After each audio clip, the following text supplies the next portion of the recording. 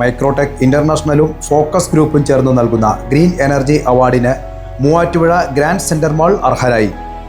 2024-25 സാമ്പത്തിക വർഷത്തെ ഏറ്റവും മികച്ച സോളാർ പ്ലാന്റ് സ്ഥാപിച്ച കൊമേഴ്സ്യൽ സ്ഥാപനത്തിനാണ് ഈ അവാർഡ് നൽകുന്നത്.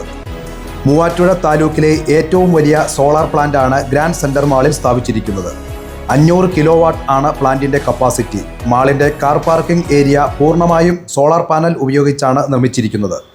മൂവാറ്റുപുഴയിൽ നടന്ന ചടങ്ങിൽ Muvattupuzha MLA advocate Mathew Kuzhalnadan award സമ്മാനിച്ചു. കൊമേഴ്സ്യൽ മേഖലയിൽ സോളാർ പ്ലാന്റുകൾ സ്ഥാപിക്കേണ്ടതിനെ പറ്റിയും റിന്യൂവബിൾ എനർജി പ്രോത്സാഹിപ്പിക്കേണ്ടതിനെ പറ്റിയും MLA വിശദീകരിച്ചു.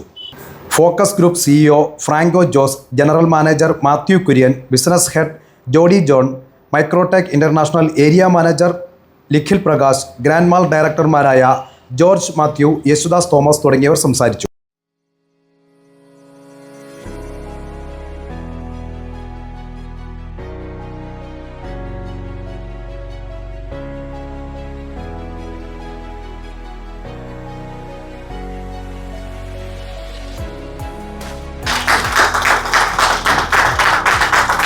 കേരളത്തിൽ വളരെ ചുരുക്കം ഇൻസ്റ്റലേഷൻസേ ഉള്ളൂ. ഈ സ്കെയിൽ, അതായത് 500 കിലോവാട്ട് സ്കെയിലുള്ളത് വളരെ ചുരുക്കമേ ഉള്ളൂ. ഇവിടെ ഒരു വലിയ മാറ്റത്തിന് തിരികൊടുക്കാനായിട്ട് നമ്മുടെ ഗ്രാൻഡ് സെന്റർ മാൾ ഇന്ന് സാധിച്ചു എന്നുള്ളതാണ് ഏറ്റവും വലിയ അഭിമാനമുള്ള കാര്യം. അത് മൂവാറ്റുപുഴയ്ക്ക് തന്നെ അഭിമാനമാണ്. കൂടാതെ നമ്മുടെ കേരളത്തിലെ ഓരോ ആളുകൾക്കും അഭിമാനിക്കാവുന്ന ഒരു കാര്യമാണ് ഇങ്ങനെ ഒരു വലിയ മാറ്റം. ഗ്രീൻ എനർജി എന്ന് പറയുന്നത് ഇന്നത്തെ കാലഘട്ടത്തിന്റെ ഏറ്റവും അനിവാര്യമായ ആവശ്യകതയാണ്. അപ്പൊ അതില് ഇപ്പോ അങ്ങനെയുള്ള കാര്യങ്ങളിൽ ഒരു ആദ്യ പാദങ്ങളിൽ അതിന് അത് ഉൾക്കൊള്ളാനും ആ വഴിയിൽ സമൂഹത്തെ നടക്കാൻ പ്രേരിപ്പിക്കാനും കഴിയുന്നത് വിഷണറീസ് ആയിട്ടുള്ള ആളുകൾക്കാണ്, എസ്പെഷ്യലി വിഷണറീസ് ആയിട്ടുള്ള എന്റർപ്രണേഴ്സിനാണ്. അങ്ങനെയാണ് പല സാധ്യതകളും, പല ബിസിനസ് സാധ്യതകളും, പല പുതിയ പരീക്ഷണങ്ങളും ഒക്കെ പലരും നടത്താൻ തയ്യാറാണ്. If I understand correctly it is around 3 crores, അല്ലേ? 3 crores-ന്റെ ഒരു ഇൻവെസ്റ്റ്മെന്റ് ഈ മേഖലയിൽ നടത്താൻ ആ സമയത്ത് തീരുമാനിക്കുന്നത് ഒരു ചെറിയ കാര്യമാണ്. അപ്പോൾ അതിന്റെ റിട്ടേൺസ് എന്താവുന്ന കാര്യങ്ങൾ എന്താണെന്നൊന്നും നോക്കിയില്ലെങ്കിൽ അതിന്റെ മറ്റു പോസിറ്റീവ് സൈഡ്സ് ഒക്കെ നോക്കിയിട്ട് ഇപ്പോൾ എല്ലാവരും ധാരാളമായി നമുക്കറിയാം ഇലക്ട്രിക് വെഹിക്കിൾ എന്ന് പറയുന്നത് ഇന്ന് പലരുടെയും ഒരു ഫിലോസഫിയാണ്. കാരണം ഞാൻ ഇന്ന് നോക്കുന്നുണ്ട് സുപ്രീം കോടതിയിലെ ഏറ്റവും ടവറിംഗ് ആയിട്ട് ലോയേഴ്സ്, ഏറ്റവും ടോളസ്റ്റ് ലോയേഴ്സ് എന്ന് പറയാവുന്നവര് ഈ ഹൈബ്രിഡ് കാർ കമ്പാരിറ്റീവ്ലി അന്ന് ആദ്യം വന്ന സമയത്ത് അവർക്കുള്ള കാറുകൾ to announce a philosophy that ഈ എനർജി ഷിഫ്റ്റ് വേണ്ടത് അനിവാര്യമാണെന്ന്. Too much of petrol and diesel is not good for Delhi അല്ലെങ്കിൽ നോട്ട് ഫോർ അവർ സൊസൈറ്റി എന്നുള്ള ഒരു message as people like us would like to learn. But definitely people will ask, why are you using this car?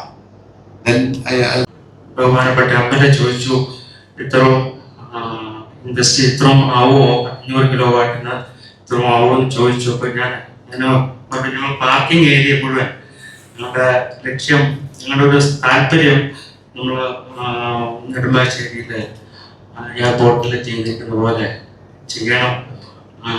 അങ്ങനെയാണെങ്കിൽ car പാർക്കിങ്ങിന്, വണ്ടികൾ park ചെയ്യാൻ അവർക്കും ഒരു സൗകര്യമായിരിക്കും എന്നുള്ള കാര്യം വെച്ചുകൊണ്ട് ഞങ്ങൾ പാർക്കിംഗ് ഏരിയകളുടെ ആ സ്ട്രക്ചറുകൾ വന്നുകൊണ്ടാണ് ഇത്രയും പ്രൈസ് എമൗണ്ട് കൂടിയത്. അല്ലെങ്കിൽ എനിക്ക് തോന്നുന്നു ഓൾമോസ്റ്റ് 50 lakhs നിയർലി പറഞ്ഞു. അപ്പോൾ അങ്ങനെ ഞങ്ങൾ തുടങ്ങി. ഏകദേശം ഇപ്പോൾ ഞങ്ങൾക്ക് ഈ മാർച്ച്, ഏപ്രിൽ, മെയ് മാസങ്ങളിൽ ഏകദേശം 12 ലക്ഷം രൂപ പെർ മന്ത് ഇലക്ട്രിസിറ്റി ബില്ല് ഞങ്ങളുടെ മാത്രം, കടകളുടെ മാത്രമല്ല, കടകളുടെ ഒന്നും ഉൾപ്പെടുത്തിയിട്ടില്ല, ഞങ്ങൾ മാത്രം ഏകദേശം 12 lakhs rupees per month. March, April, May.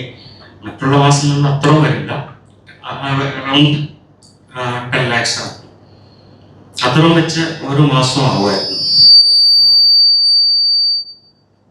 അങ്ങനെ വന്നു കഴിഞ്ഞപ്പോഴാണ് ഇപ്പോൾ ഏകദേശം അപ്രോക്സിമേറ്റ് 5-5.5 ലക്ഷം രൂപ വെച്ച് ഒരു മാസം ഞങ്ങൾക്ക് അതിൽ നിന്ന് കുറവ് വന്നിട്ടുണ്ട്. പ്രോബ്ലം എന്താ വെച്ച് കഴിഞ്ഞാൽ ഈവൻ നമ്മൾ ഫുൾ ഇതെടുത്താലും നമുക്ക് കുറെ ഫിക്സഡ് ചാർജ് എന്നും പറഞ്ഞ ഗവൺമെന്റ് വരും.